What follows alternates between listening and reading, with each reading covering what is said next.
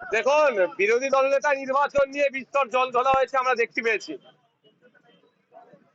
এমনও অভিযোগ আসছিল যে তাদেরকে রুম দেওয়া হচ্ছিল না। পরবর্তীতে ভালো তৃণমূল তৈরি হয়ে খারাপ তৃণমূলকে দূরে সরিয়ে দিয়ে নাকি একটা ব্লক তৈরি করেছিল। এটা নিয়ে কোর্ট পর্যন্ত গিয়েছে। কোর্ট এখনো কোনো এই বিষয়ে স্টে দেয়নি।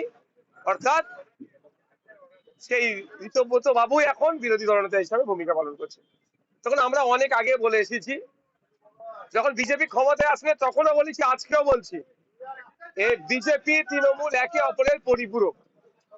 বিজেপি তার মনের মতো বিরোধী দলকে তৈরি করে রাখতে চাইছে, এর থেকে বেশি কিছু নয়। আমরা বিগত 5 বছর আইএসএফ বামেদের জোটে সংযুক্ত মোর্চার হয়ে আমি একা লড়াই করেছিলাম অ্যাসেম্বলি হাউসের মধ্যে।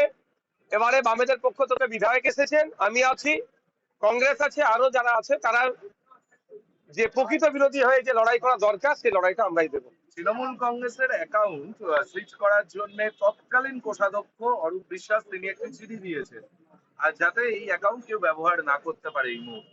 এটা হচ্ছে বিজেপিকে মিস কল দেওয়া হচ্ছে। এটা বিজেপিকে মিস কল দেওয়া হচ্ছে, বোঝানো হচ্ছে আমি আগামী দিনে ভালো তৃণমূলের নাম লিখাতে চাইছি।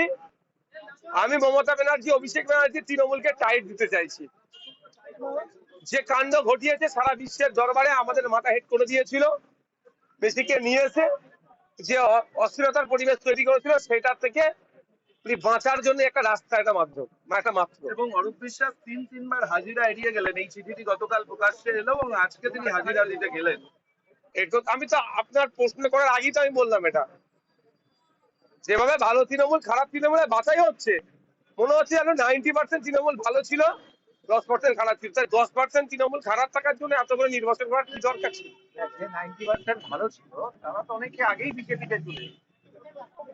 অনেক আছে, অনেক আছে, আস্তে আস্তে এক্সপোজ হবে ওগুলো। তৃণমূলের তরফ থেকে একটা দাবি করা হচ্ছে যে অরূপ বিশ্বাসকে তারা 5 তারিখে ট্রেজারারের পদ থেকে সরিয়ে দিয়েছে, অথচ অরূপ বিশ্বাস এই চিঠি লিখলেন 12ই জুন এবং 16ই জুন ব্যাংক সেটা অ্যাকসেপ্ট করবে।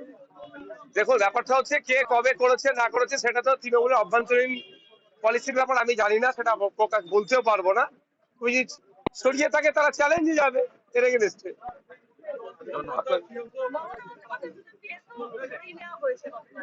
দেখুন, ক্যালকাটা পুলিশ বা ওয়েস্ট বেঙ্গল পুলিশের সিকিউরিটির কিরকম নর্মস এন্ড কন্ডিশন আছে আমি বলতে পারবো না।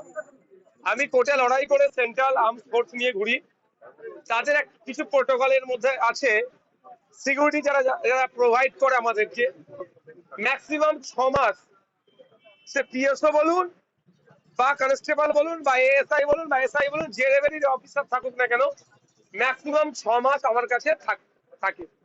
6 মাস পরে পরে চেঞ্জ হয়। আর এবার এক্ষেত্রে ওয়েস্ট বেঙ্গল পুলিশের ক্ষেত্রে কি প্রোটোকলের মধ্যে আছে সেটা আমি বলতে পারছি না, কিন্তু একজন পিএসএ চেঞ্জ করে দিয়েছে বলে এটা বিশাল কিছু হয়ে গেছে, এটা নিয়ে চর্চা আমি বেশি করতে চাই না। ঠিক আছে, ধন্যবাদ।